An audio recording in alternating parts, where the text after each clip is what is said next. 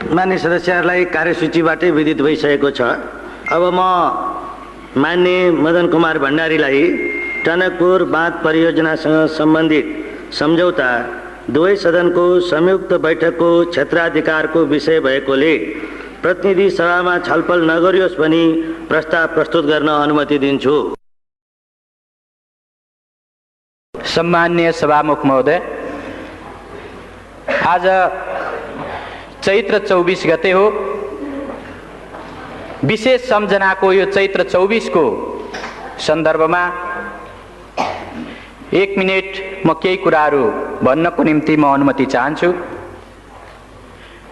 2046 साल चैत्र 24 गते निर्दलीय पञ्चायती व्यवस्थाको विरुद्ध जुन संयुक्त राष्ट्रिय जनआन्दोलन भयो, त्यसको सर्वोच्च उभारको दिन हो र सबभन्दा धेरै आन्दोलनकारीहरूले शहादत प्राप्त गरेको दिन हो। त्यस अघिपछि पनि आन्दोलनमा शहादत प्राप्त गर्ने धेरै आदरणीय शहीदहरू हुनुहुन्छ, जसको रगत पसिनाले यो व्यवस्था, यो संविधान र यी हक अधिकारहरू हामीलाई उपलब्ध भएका छन्। आजको यस विशेष अवसरमा म उहाँहरू सबैलाई हाम्रो दलको तर्फबाट हार्दिक श्रद्धाञ्जली व्यक्त गर्न चाहन्छु। सभामुख महोदय, यो संयोगको कुरा हो कि आज चैत्र 24 गतेकै दिन हामी संविधानको सर्वाधिक महत्त्वपूर्ण प्रावधानसँग सम्बन्धित सवालमा श्री 5 को सरकारले गरेका काम क्रियाकलापहरू माथि टिप्पणी गर्न र तिनीहरू संविधान सम्मत छन् कि छैनन्, नियम कानुन सम्मत छन् कि छैनन्, राष्ट्रको हितलाई तिनीहरूले प्रतिनिधित्व गर्छन् कि गर्दैनन्, अथवा तिनीहरूले राष्ट्रको अहित गरेका छन् भन्ने कुरा अभिव्यक्त गर्नको निम्ति आज यो सेसनमा, यो अवसरमा चर्चा गरिरहेका छौँ। सभामुख महोदय, अहिले भर्खरै माननीय जलस्रोत राज्य मन्त्रीले टनकपुर परियोजना सम्बन्धी सम्झौताको जुन प्रस्ताव प्रस्तुत गर्नुभयो, त्यस सम्बन्धमा हाम्रो दलको तर्फबाट, प्रतिपक्षको तर्फबाट त्यो सम्झौताको बारेमा, त्यो प्रस्तावको बारेमा, त्यसमा भएका विषयवस्तुहरूको बारेमा हाम्रो आपत्ति, हाम्रो विरोध र यो प्रस्तावलाई प्रतिनिधि सभामा प्रस्तुत गर्नु संविधान सम्मत हुँदैन, नियम कानुन सम्मत हुँदैन र यसलाई यहाँ प्रस्तुत गर्ने र छलफल गर्ने कुरा संविधान र नियम कानुनको उल्लङ्घन गर्ने कुरा हो। त्यसो हुँदा यसलाई यहाँ प्रस्तुत नगरियोस्, यसलाई यहाँ छलफल नगरियोस् भन्नको निम्ति आफ्नो प्रतिवादको बारेमा म 1-2 शब्द अगाडि भन्न चाहन्छु। सभामुख महोदय, हामीलाई सम्झना छ, हामीलाई थाहा छ, नेपालको संविधान 2047 को 126 को उपधारा 4 मा नेपालको प्रादेशिक अखण्डतामाथि असर पार्ने खालको कुनै पनि काम सिंगै संसदले एकमतले पनि गर्न सक्दैन, सर्वसम्मत भएर पनि गर्न सक्दैन।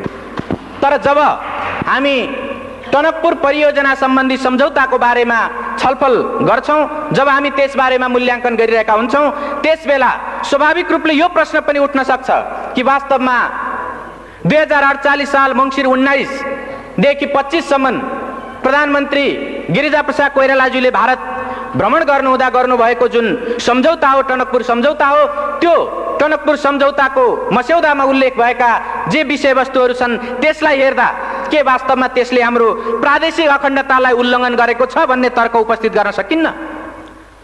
अहिले भर्खरै मन्त्रीज्यूले त्यसका केही उल्लेखित पक्षहरूलाई यहाँ प्रस्तुत गर्नुभयो र नेपालले टनकपुर परियोजना सम्बन्धी बाँध निर्माण गर्नको निम्ति नेपालको भूमि उपलब्ध गरायो।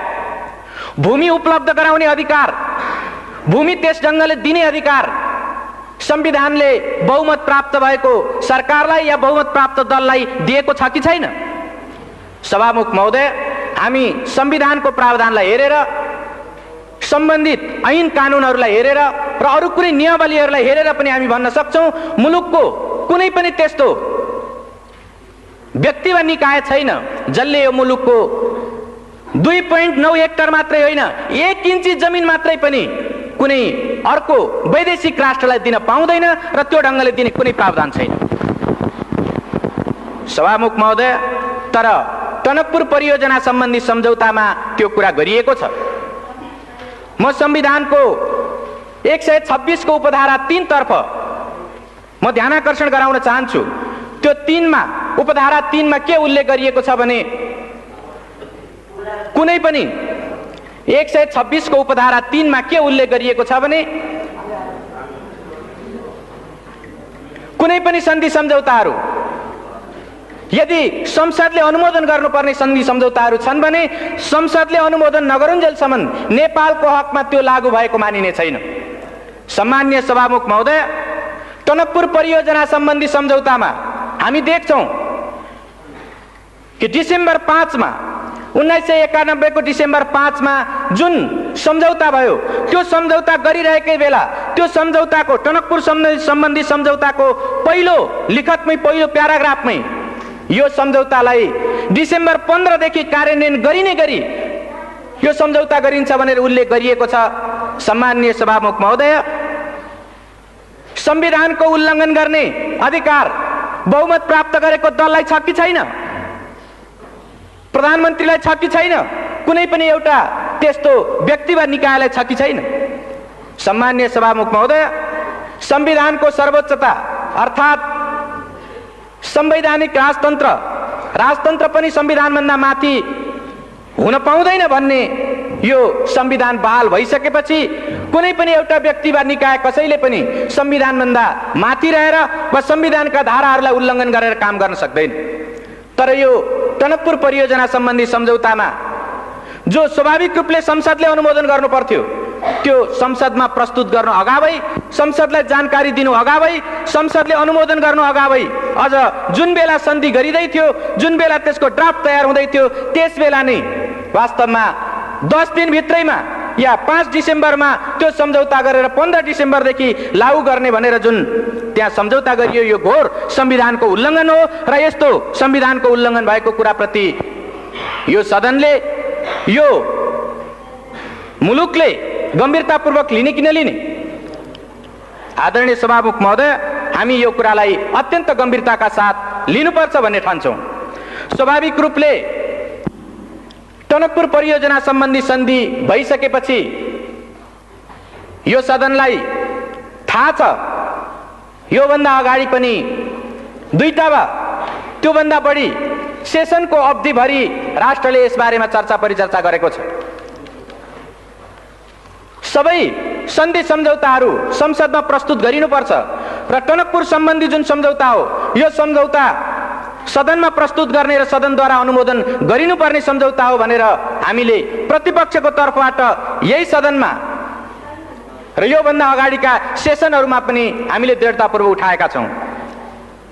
सभामुख महोदय, तर सत्ता पक्षबाट लगातार त्यो कुरालाई बेवास्ता गर्दै, लगातार त्यो कुरालाई अस्वीकार गर्दै यो कुनै सन्धि भएकै छैन, सन्धि भएकै होइन भनेर मुलुकलाई 1 वर्षसम्म लगातार गुमराहमा राख्ने, ढाँट्ने काम भयो।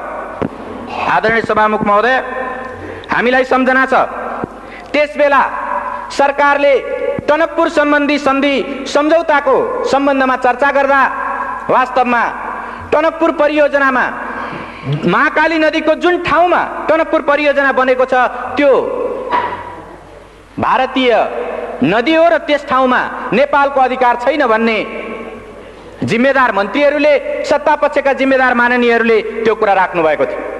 त्यति मात्रै होइन, स्वाभाविक रूपले त्यसको जुन अभिन्न अङ्गको रूपमा रहेको बायाँ तटबन्ध हो त्यो बायाँ तटबन्धमा प्रयोग भएको नेपाली भूभाग त्यो टनकपुर परियोजनाको अभिन्न अङ्गको रूपमा होइन, त्यो त केवल नेपालतर्फ आउने बाढीलाई रोक्नको निम्ति मात्रै प्रयोग भएको भनेर बनाइएको भनेर श्री 5 को सरकारले उल्लेख गरेको थियो। त्यस ढङ्गले जिम्मेदार मन्त्रीहरूले राख्नु भएको थियो। सम्माननीय सभामुख महोदय,